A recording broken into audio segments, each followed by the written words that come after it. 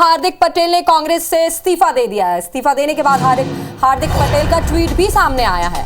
अब सकारात्मक रूप से काम कर सकूंगा, ये कहना हार्दिक पटेल का।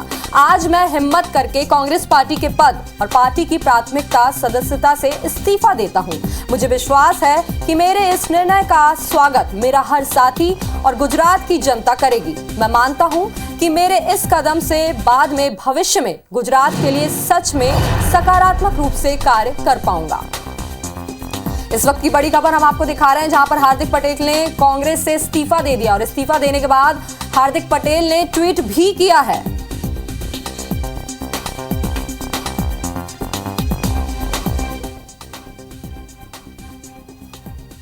जैसा कि ये तस्वीर आप देख सकते हैं, ये ट्वीट की तस्वीरें हम आपको दिखा रहे हैं, जिसमें लिखा है, आज मैं हिम्मत करके कांग्रेस पार्टी के पद और पार्टी की प्राथमिकता सदस्यता से इस्तीफा देता हूं। मुझे विश्वास है कि मेरे इस निर्णय का स्वागत मेरा हर साथी और गुजरात की जनता करेगी। मैं मानता हूं कि मेरे इस कदम के बाद मैं भविष्य में गुजरात के लिए सच में सकारात्मक रूप से कार्य कर पाऊंगा।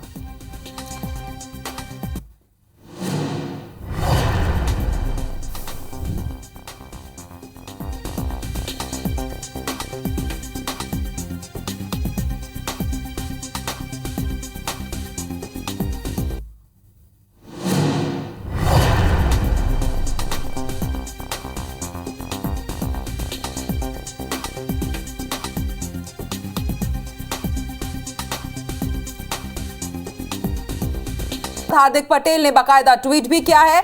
उन्होंने अपने ट्वीट में लिखा है कि अब सकारात्मक रूप से काम कर सकूंगा।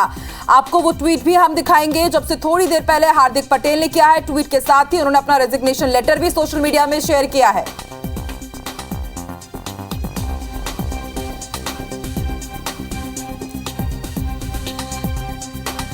तो वो ट्वीट भी हम आपको दिखा रहे हैं, आप देख सकते हैं। हार्दिक पटेल के ऑफिशियल अकाउंट से ये ट्वीट किया गया है और इसमें उन्होंने लिखा है कि आज मैं हिम्मत करके कांग्रेस पार्टी के पद और पार्टी की प्राथमिक सदस्यता से इस्तीफा देता हूं। मुझे विश्वास है कि मेरे इस निर्णय का स्वागत मेरा हर साथी और गुजरात की जनता करेगी। मैं मानता हूं कि मेरे इस कदम के बाद मैं भविष्य में गुजरात के लिए सच में सकारात्मक रूप से कार्य कर पाऊंगा। तो ये ट्वीट, इसके साथ ही रेजिग्नेशन लेटर भी हम आपको दिखा रहे हैं, जो हार्दिक पटेल ने रेजिग्नेशन लेटर की एक कॉपी भी सोशल मीडिया पर शेयर की है। आपको बता दें, लगातार हम पिछले कुछ दिनों से देख रहे थे कि वो कांग्रेस से नाराज चल रहे थे और गुजरात में अगले 6 महीने में विधानसभा चुनाव होने वाले हैं और ऐसे में इस्तीफा देना हार्दिक पटेल का एक बड़ा झटका कांग्रेस के लिए माना जा रहा है। अटकलें यह भी लगाई जा रही है कि वो बीजेपी को भी ज्वाइन कर सकते हैं। हालांकि इस बात से वो इनकार भी करते आए हैं, लेकिन अब हार्दिक पटेल का अगला मूव क्या होगा, सबकी नजरें इस पर टिकी हुई है।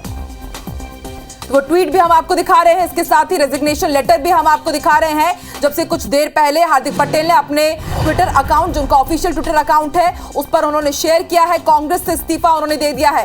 कांग्रेस के लिए बड़ा झटका, क्योंकि अब 6 महीने में ही गुजरात में चुनाव होने वाले हैं विधानसभा के। इस लिहाज से एक बड़ा झटका कांग्रेस के लिए।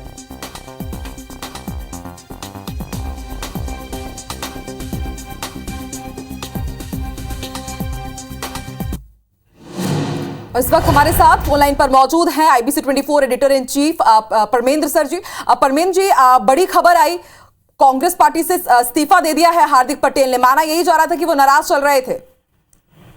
हाँ आकांक्षा, हार्दिक पटेल नाराज भी चल रहे थे और काफी दिनों से चल रहे थे। ऐसे में ये पूरी तरह से जिम्मेदारी कांग्रेस के शीर्ष नेताओं की थी, कांग्रेस संगठन की थी, लेकिन उन्होंने हार्दिक पटेल की बात को समझी नहीं। वो जो कहना चाह रहे थे, आप उनका ट्विटर देखिए, उन्होंने साफ लिखा है कि प्राथमिक सदस्यता से भी इस्तीफा उन्होंने देने की बात कही और ये लिखा है कि अब मैं सच में सकारात्मक रूप से काम कर सकूंगा जी। मतलब उन्होंने इस ट्वीट के जरिए ये बताया है कि उन्हें जैसे वो चाहते थे उस तरह से काम संगठन में नहीं करने दिया जा रहा था, उन पर कोई ना कोई दबाव था, फ्री हैंड उन्हें नहीं दिया जा रहा था।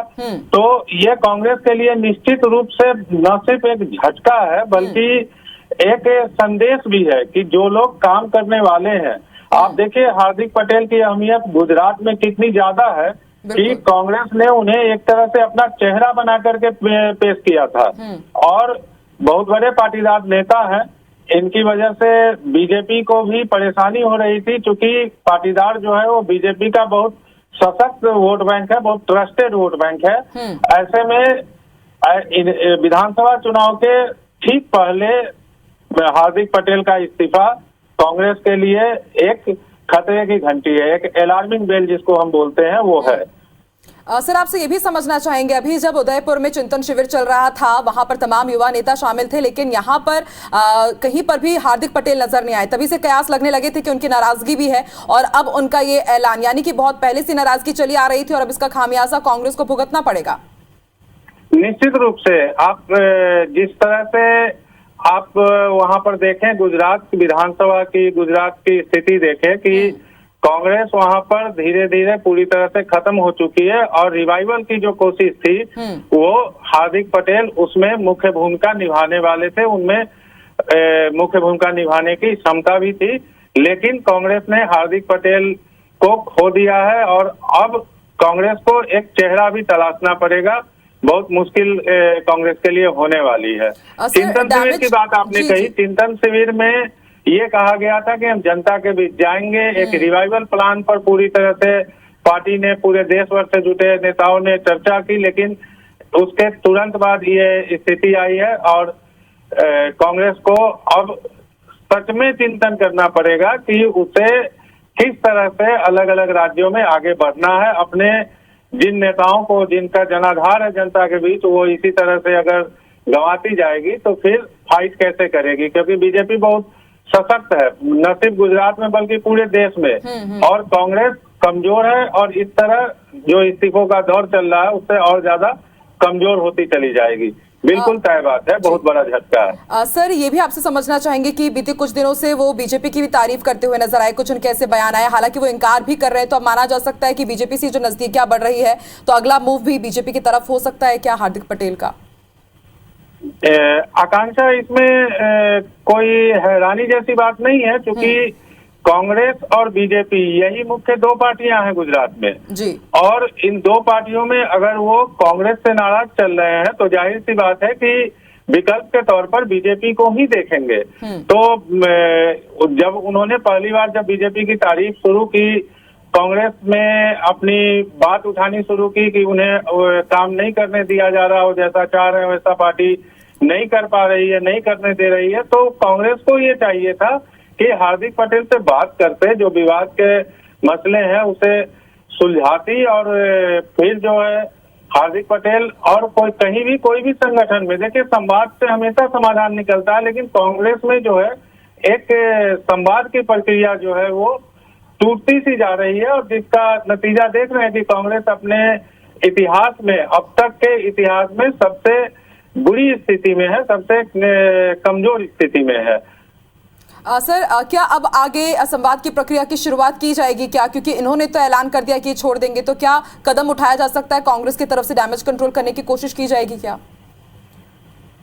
मुझे ऐसा लगता नहीं कि हार्दिक पटेल अब तुरंत वापस आएंगे और कुछ दिनों के बाद हो सकता है कि वो अपने अगले कदम, अगली रणनीति का ऐलान करें। तो कांग्रेस की ओर से काफी देर हो चुकी है, कोशिश तो करनी चाहिए आखिरी वक्त तक, क्योंकि हार्दिक पटेल को खोना और इसके क्या मायने हो सकते हैं, कितना बड़ा नुकसान हो सकता है, ये कांग्रेस भी समझ रही है, लेकिन मुझे लगता है कि अब देर हो चुकी है। अगर उन्हें सच में कोई समाधान निकालना होता कांग्रेस के शीर्ष नेताओं को, तो ये इस्तीफे की नौबत ही नहीं आती।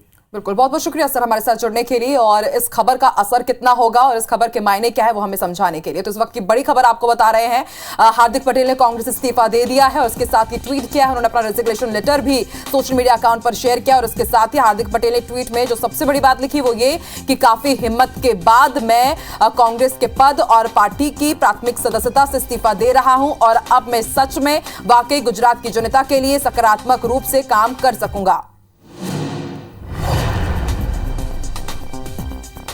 तो हार्दिक पटेल ने कांग्रेस से इस्तीफा दे दिया है। अगले 6 महीने में कांग्रेस को ये एक बड़ा झटका माना जा सकता है, क्योंकि विधानसभा चुनाव होने जा रहे हैं गुजरात में नवंबर-दिसंबर में। उससे पहले गुजरात का बड़ा चेहरा माने जाते थे पाटीदार समाज के अगुवा नेता हार्दिक पटेल। माना यही जा रहा था कि इससे जरूर गुजरात को कांग्रेस में फायदा पहुंचेगा, मजबूती मिलेगी, लेकिन उससे पहले ही हार्दिक पटेल ने कांग्रेस को झटका देते हुए कांग्रेस से इस्तीफा दे दिया है।